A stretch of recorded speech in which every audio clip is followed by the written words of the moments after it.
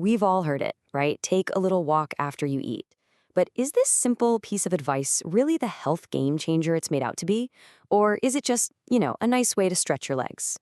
Well, today we're going to dig into the science and find out just how powerful a post-meal stroll can actually be. First up, let's talk about something I think we all know way too well. You've just polished off a great meal and then, bam, that overwhelming urge to just melt into the couch hits you. It's that classic food coma. Yeah, you're feeling sleepy, your energy levels just tank, and maybe you're a little bloated.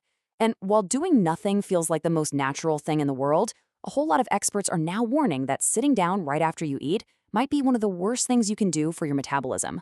To get why, we need to peek under the hood at what's going on inside your body. So, what is actually happening the second you finish a meal? Well, your body immediately kicks into high gear, and it all revolves around one key player, glucose. It's a pretty straightforward process, really. First, you eat.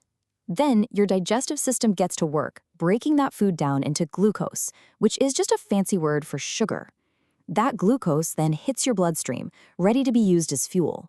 And that rush of sugar is the signal that tells your pancreas to release a really important hormone called insulin. Now, insulin's role here is super interesting because it kind of does two things at once. Its main gig is to act like a key, unlocking your cells so they can absorb all that glucose for energy. But, and this is the important part, it also sends out another message. Hey body, time to store fat. So when your insulin levels are high, it becomes almost impossible for your body to burn fat.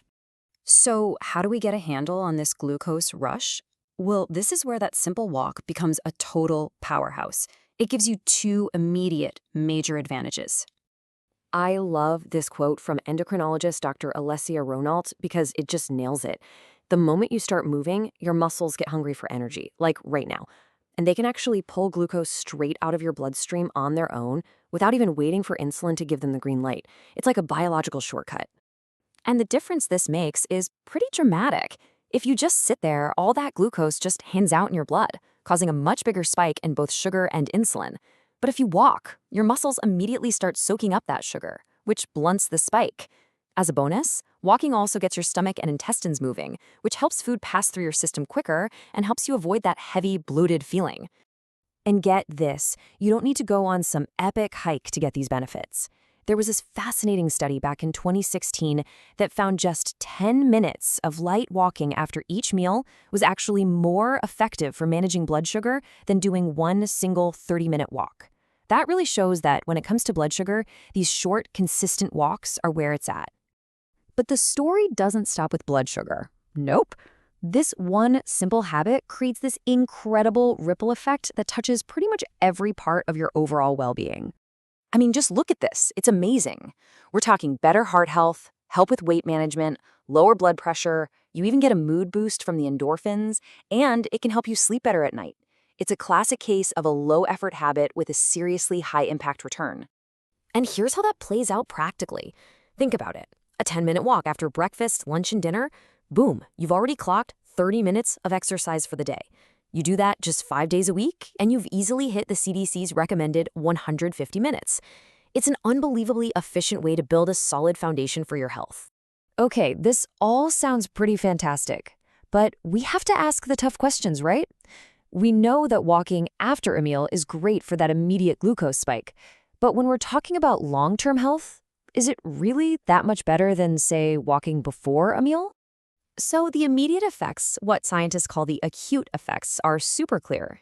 But what about the bigger picture? If we zoom out and look at health over several weeks or months, does the exact timing of that walk still matter as much? To figure this out, researchers recently did a huge review of the existing science. It's called a meta-analysis, and they basically pooled together the results from 28 different studies to try and find a definitive answer. And what they found is really, really interesting because it's kind of a split verdict. For the acute studies, the ones looking at the immediate effects, walking after a meal was the hands-down winner for lowering that glucose spike. No question. But, and this is a big but, when they looked at the longer-term studies, they found no real difference in overall blood sugar control between people who exercised before their meals and those who exercised after. So what's the takeaway here? Well, it means that while a post-meal walk is an amazing tool for managing your blood sugar in the moment, The scientific jury is still out on whether the timing is the most critical thing for your health in the long run. Researchers basically say we need more long-term studies to really settle the debate. Okay, so after all that science, what should you actually do when you put your fork down? Let's get practical and break down a simple playbook. It's super simple. For how long? Just aim for 10 to 15 minutes. How fast? A nice brisk pace where you could still hold the conversation is perfect. How soon? Try to get moving within about 30 minutes of finishing your meal or whenever you feel comfortable. And the most important rule of all, just listen to your body. If you feel any discomfort, just slow down or maybe wait a little bit longer next time. Easy. So here's the bottom line. While the scientists continue to debate the perfect timing for long-term benefits, the evidence for the immediate benefits of a post-meal walk is just overwhelming. It's a simple, low-risk, and powerfully effective habit you can use to improve how you feel right away.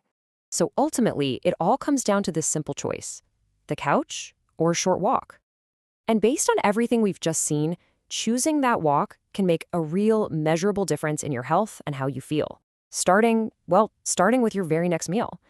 So what's your next move going to be?